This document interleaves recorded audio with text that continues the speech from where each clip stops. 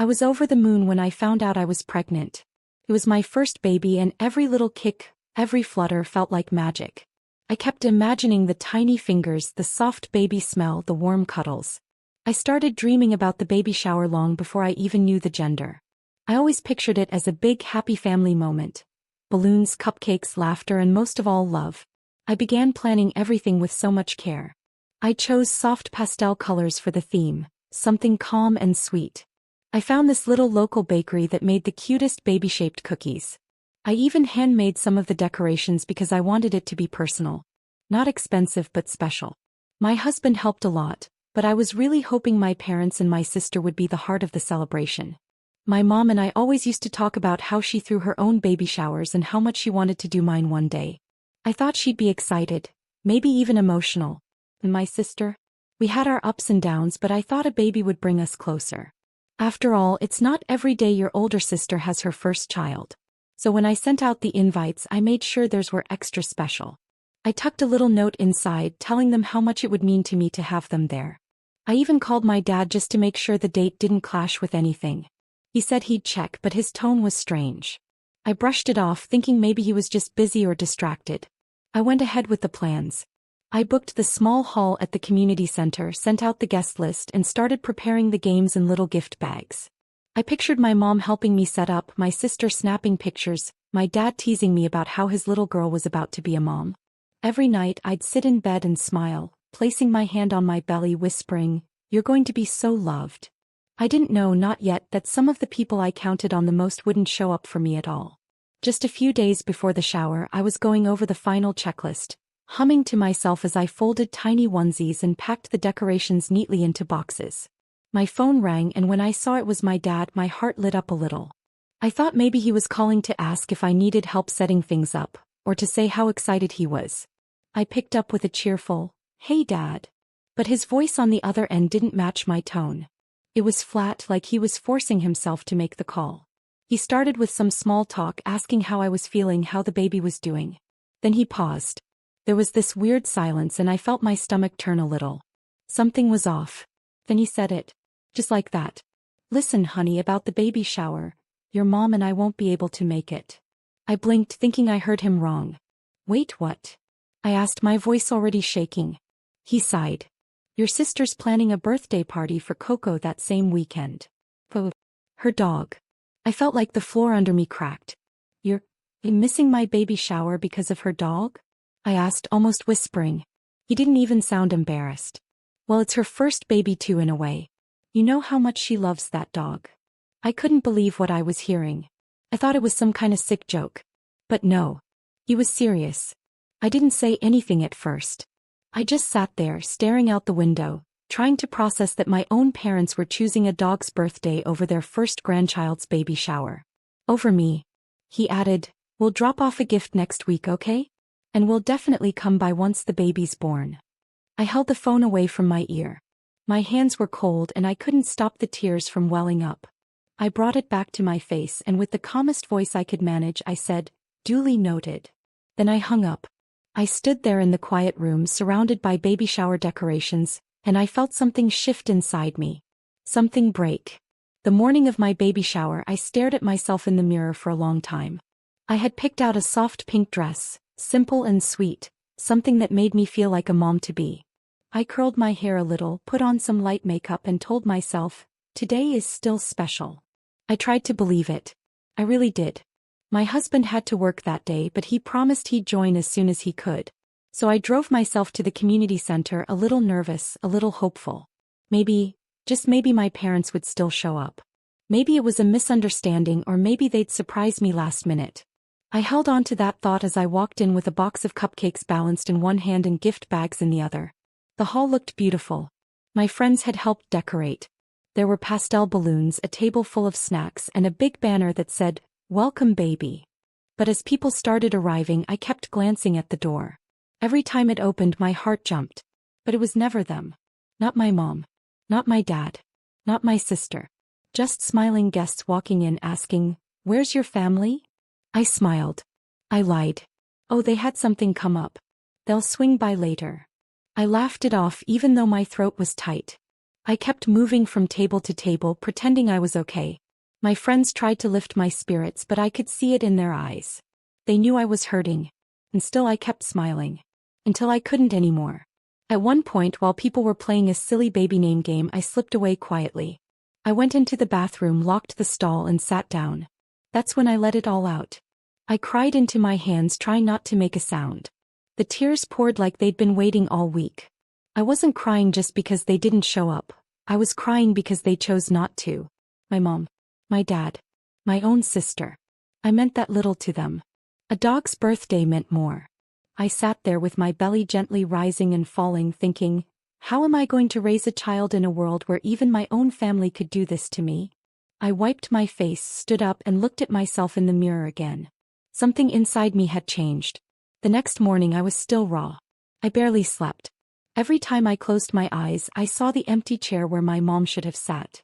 The table where my sister was supposed to help me cut the cake. I felt like my heart had been stepped on and the bruises were still fresh. I got up early, made myself some tea and sat on the couch in silence.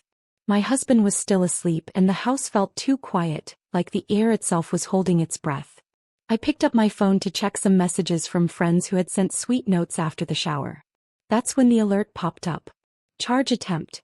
$2,500 declined. Flagged as suspicious. I blinked. Then blinked again. I opened the notification fully. It was from my credit card. Someone had tried to make a $2,500 purchase at a pet event company.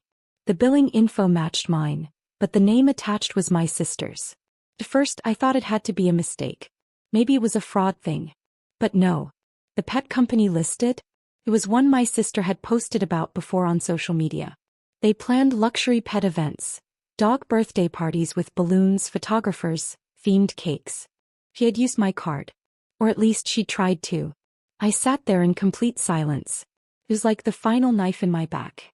After everything, after skipping my baby shower, after choosing her dog over me, she still had the nerve to try and charge thousands to my account for that same party? I felt this deep, sharp heat in my chest.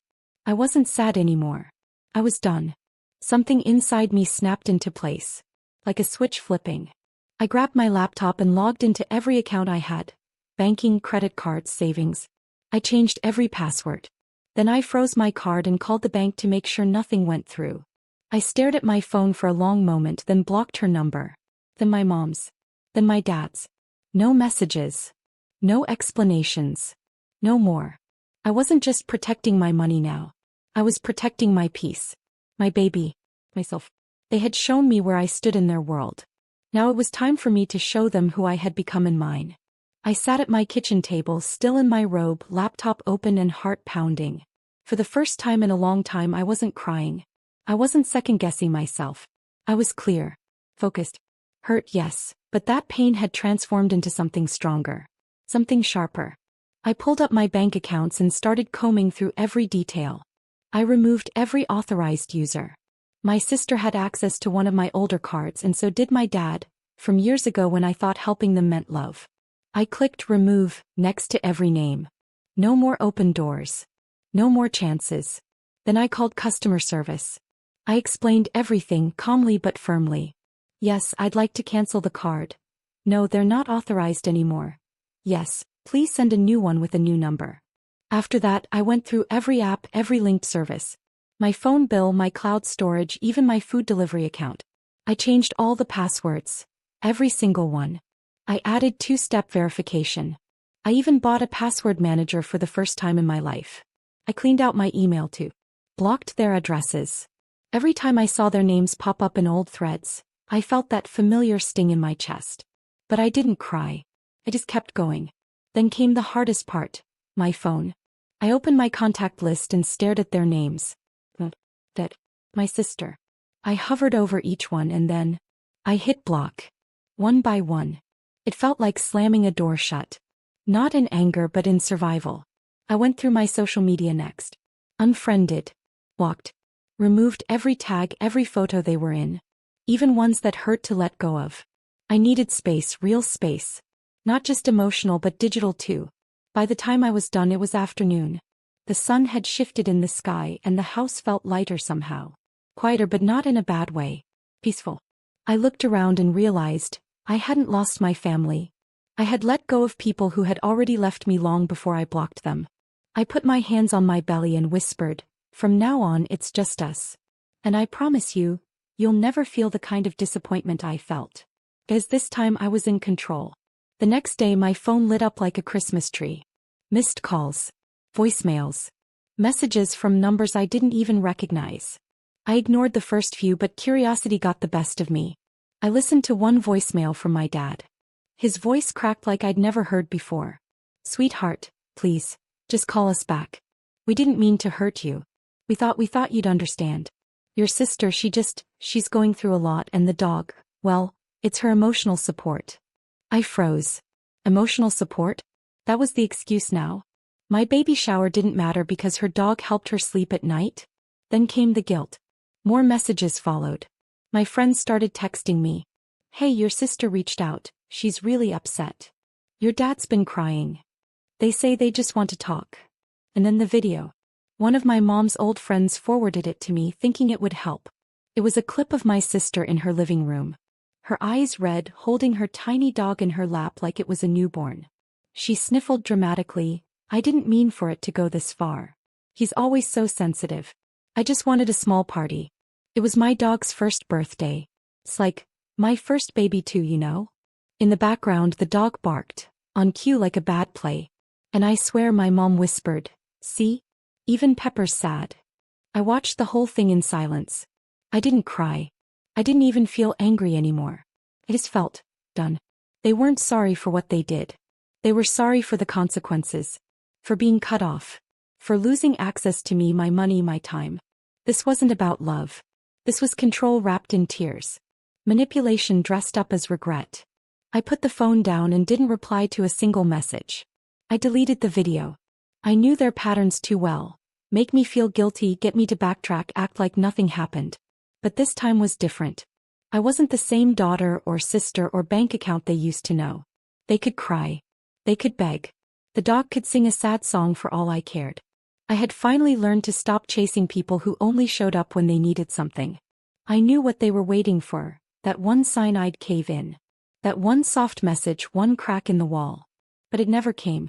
Not this time. I stayed quiet, calm, and most importantly firm. That weekend I sat down with a list, yes, an actual paper list, of everything they still had access to through me. My Netflix account was the first one on there. I remembered how my sister used my login for her endless crime shows and how my dad loved his old westerns. For years I paid that bill without a second thought. I logged in and saw 5 profiles. Only one was mine. I deleted the others one by one. No warning. No explanation. Just a clean cut. And then I changed the password. Next was the insurance. I had added them years ago when I got a family bundle deal. I thought I was being generous, helping them save a few dollars. But now it felt like I'd just been another convenience for them. I called the provider and told them to remove every additional member. "Just keep it in my name," I said. "Individual plan." Same thing with the cell phone plan. They had once been part of my family line. I had even upgraded their phones under my account. But this time I paid off their devices and separated the lines. They'd have to find their own plan now. No more monthly bills tied to my name. No more excuses. I went through every app, every shared subscription, every utility bill. It took hours, but I did it. I even called the gym where my sister had a free tag-along membership because of me. "Cancel it," I said without blinking. Each click, each cancellation, it felt like reclaiming a part of myself. Every thread I cut made me feel a little lighter, a little freer. There was no anger behind my actions. Just clarity. I wasn't doing this to hurt them. I was doing this to protect me and my baby. For too long I had been stitched to people who pulled at me whenever it suited them. But now those stitches were gone. I wasn't their safety net anymore. And the more I removed, the more I realized I didn't miss them. Not even a little. A few days after I'd cut all ties and taken control of everything I could, something in me clicked again. It wasn't just about blocking phone numbers or canceling accounts anymore. It was about making sure they could never use me again. And that's when I remembered something I hadn't thought about in a while. My sister's car. It had been a gift from me years ago, a way to help her out when she needed it. She had always been irresponsible with money, and I had wanted to show her love by supporting her when she couldn't afford a decent vehicle. But when I'd co-signed the loan, I never imagined it would come to this. She was the primary driver, but I was listed as a co-owner on the title. I had paid for a significant portion of that car with my own money, and it was still in my name. That gave me a legal right to it. I hadn't thought about it in months, but suddenly, it felt like the final piece I needed to make sure she understood who had the power here. I made a few calls to a local repossession service just to see how things worked. It was simple enough. I didn't need to go through a long drawn-out court process. Because the car was technically in my name, I could initiate the repossession process myself, no questions asked. I told the agent I'd be at my sister's house later that afternoon. It was time. I grabbed my purse and headed out, my belly rounding more with every step I took. I'd made sure my sister wasn't home. She had planned a lunch with her friends and I had already checked her schedule. When I arrived, I parked my own car on the street and walked up to the door. There was her car. Parked just like I'd seen 1,000 times. My eyes locked onto it, the weight of what I was about to do settling over me. I couldn't even bring myself to feel guilty anymore. My stomach turned with disgust thinking about everything they had done to me, but I knew what needed to happen. I made the call to the repo service. Within minutes, the tow truck arrived and the agent went to work hooking the car up. I stood there watching it all unfold. My heart didn't race. I didn't feel sorry. I felt empowered. And then, just as I'd expected, my sister pulled into the driveway, her eyes landing on the car being lifted onto the truck. Her face turned white as she rushed out of the car. "What the hell are you doing?" "That's my car," she screamed. She ran toward me, face twisted in anger, but I didn't flinch. I just stood there, a hand on my belly, calm and steady. "It's not your car actually," I said, my voice sharp. "It's mine. I paid for it. I've always paid for it." Her eyes went wide, then narrowed with fury. "You can't do this," she shouted, her voice cracking. "I can," I replied quietly. "And I am." Then my dad showed up, breathless, sweating, clearly having been told by my sister what was happening. His face turned red, his hands shaking as he rushed over. "You can't just take it. You're being unreasonable," he pleaded, desperation in his eyes. I looked at him, the same man who had chosen a dog's birthday over my baby shower, the man who had never once stood up for me when I needed him most. "I'm not being unreasonable," I said, my voice cold now. "You and her used me for too long. This is me taking back what's mine." I walked over to the car, my hand on the door as it was gently lowered onto the truck. Without looking back, I got into my car and drove away. Pregnant belly and all. I had nothing left to prove. I was done being their doormat. Done being their backup. From now on, I was my own person and I was finally taking control. The day my baby was born was a day I had long dreamed of, but it wasn't a dream I ever imagined sharing with the people who should have been there. My heart had already broken into too many pieces for me to expect anything from them anymore. Instead, I focused on what truly mattered: my little one, my new family, and the love that actually felt like home. The hospital room was filled with warmth and laughter. My husband held my hand tightly, his support unwavering. My closest friends stood nearby, their smiles genuine, their eyes filled with excitement and joy. I looked at them and felt something I hadn't in a long time: peace. As the nurses handed me my baby, a wave of emotions hit me. My baby, so small and perfect, lay in my arms. The world outside of that room seemed distant, irrelevant. For once, all the drama, the manipulation, the betrayal, it was far away.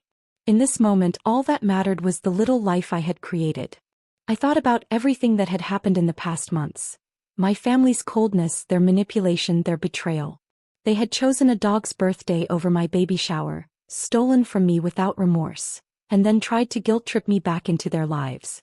But none of it mattered now. I wasn't alone. I had my husband, my friends, and my baby.